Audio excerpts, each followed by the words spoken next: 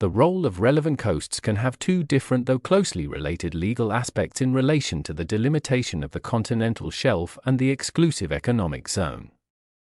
First, it is necessary to identify the relevant coasts in order to determine what constitutes in the specific context of a case the overlapping claims to these zones.